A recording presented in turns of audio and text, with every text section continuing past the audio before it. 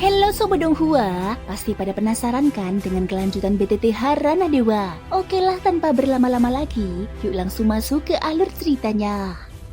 Di episode sebelumnya, Hua-chan dan Buddha Mijiya berdebat tentang jalan kekuatan dan belas kasih, lalu mengadu pemahaman mereka melalui permainan catur yang melambangkan nasib makhluk hidup. Meskipun kekuatan Hua-chan mendominasi dan menang 3 ronde, Buddha Mijiya tetap memegang keyakinan bahwa dia melindungi makhluk hidup. Pada ronde keempat, Hua-chan menunjuk Xiaoyan, budak pedangnya yang tampak lemah namun berpotensi besar. Untuk mewakili pihaknya, membuat semua orang pihak menyadari bahwa Xiaoyan bukan sosok biasa dan akan menjadi penentu arah pertarungan jalan keduanya. Pada saat ini, tatapan Miao Len Hua dan Ye Beijing secara bersamaan tertuju kepada Xiaoyan. Sementara itu, Buddha Mijiya tetap tenang dan damai. Pandangannya juga jatuh kepada Xiaoyan. Kedalaman matanya seolah mampu menembus segala yang tampak di permukaan. Dia tidak menolak, hanya sedikit mengangkat tangan. Sebuah papan catur kehampaan raksasa pun terbentang dan cahaya Buddha berputar mengalir di atasnya. Menunggu penantang baru, Xiaoyan tampak tenang tanpa riak emosi. Dia memahami maksud Hua-chan, bukan untuk menguji tingkat kultivasi atau kekuatan,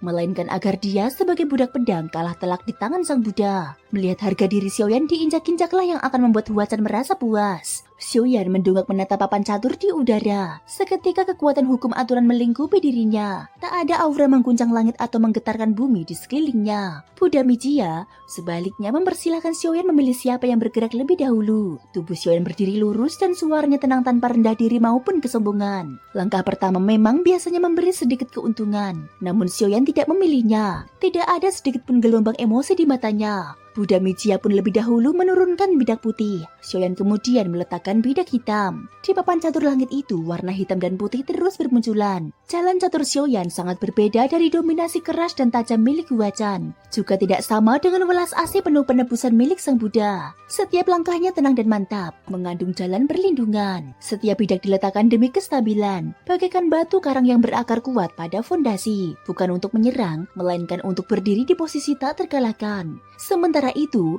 langkah sang Buddha tampak lembut, namun menyimpan arus deras di baliknya. Tampak seperti permainan catur langit dan bumi, tetapi sebenarnya adalah benturan cara pandang dan pemahaman dua pihak. Xiaoyan tidak mengejar kendali keseluruhan papan, juga tidak terobsesi menang atau kalah di bagian kecil manapun. Dia tampak terus bertahan pasif, bahkan seperti rela mengalah di berbagai titik. Namun sebenarnya dia selalu melindungi satu inti, sebuah keadaan batin yang sejak awal hingga kini tak pernah goyah atau berubah. Makna keberadaannya bukan untuk menaklukkan rekan atau lawan, melainkan menjaga keyakinan perlindungan dalam hatinya yang tetap sama dari awal hingga akhir. Pada awalnya, sang Buddha menurunkan bidak dengan tenang penuh welas asih. Cahaya Buddha yang luas semakin membesar, berusaha menebus dan melarutkan pulau terpencil yang dijaga Xiaoyan. Namun seiring permainan berlangsung, kedamaian di mata Buddha Mijiya perlahan digantikan oleh secercah keterkejutan. Xiaoyan bukan sekedar bertahan mati-matian, dia mengandung pemahaman ekstrim terhadap perlindungan. Dia seolah tidak sedang bermain catur, melainkan menenun lapisan pelindung tak kasat mata. Dengan cerdik mengarahkan dan menyebarkan gelombang tekad Buddha yang agung itu. Tak lama kemudian, bidak kedua pihak hampir memenuhi papan. Senyum di wajah Hua-chan perlahan membeku. Jika dilihat terpisah, jalan perlindungan Xiaoyan tampak selalu berada di posisi lemah. Namun bila dilihat secara keseluruhan, ternyata dia telah membentangkan sebuah posisi catur yang tampak seperti jalan buntu. Padahal dalam 3 langkah terakhir dapat berujung pembunuhan mutlak. Yang lebih mengerikan, sejak bidak pertama jatuh, dia sudah merencanakan seluruh permainan hingga akhir. Bahkan Buddha Mijiya pun telah dia perhitungkan di dalamnya. Permainan seperti ini selama Buddha Mijiya menyadarinya, cukup 1 langkah saja untuk membuat Xiaoyan kalah total. Namun mengapa Xiaoyan begitu yakin bahwa Buddha Mijiya pasti akan masuk ke dalam perangkap itu, dan setiap langkah akan jatuh sesuai arah yang dia pandu.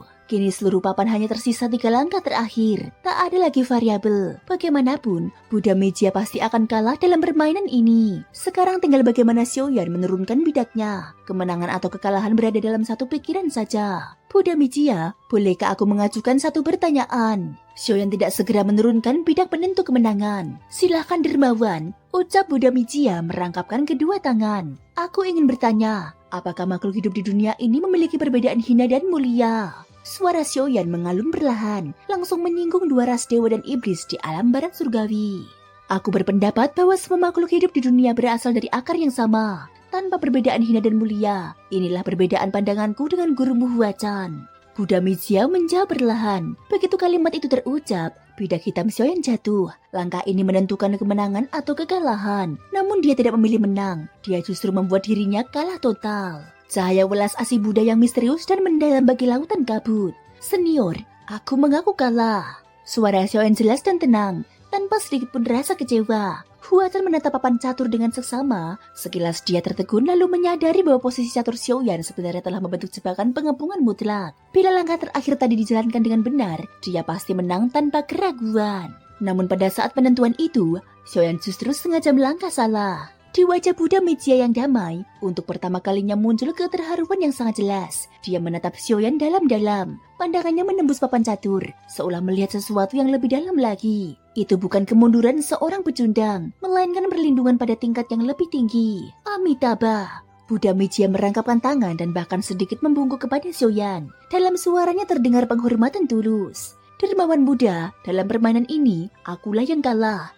Aku kalah bukan pada teknik catur, melainkan pada keadaan batin. Jalan perlindunganmu telah menunjukkan suatu tingkat yang melampaui menang dan kalah, langsung menuju hakikat hati. Dia membuatku melihat, di luar penebusan, ada jalan batin lain yang kokoh sekaligus bijaksana. Dalam permainan ini, meskipun Xiaoyan tampak kalah, dia justru memenangkan penghormatan tulus sang Buddha. Saat itu aura pedang di sekeliling Huacan bergetar hebat. Wajahnya tampak tidak enak dipandang. Dia tidak menyangka akhir Xiaoyan akan seperti ini. Sudahlah, aku tidak akan membuang waktu berdebat dengan biksu kecil sepertimu. Aku pergi. Setelah berkata demikian, Huacan hendak membawa Xiaoyan pergi dari tempat yang membuatnya tidak senang. Tunggu sebentar, lelakiku tidak boleh kau bawa.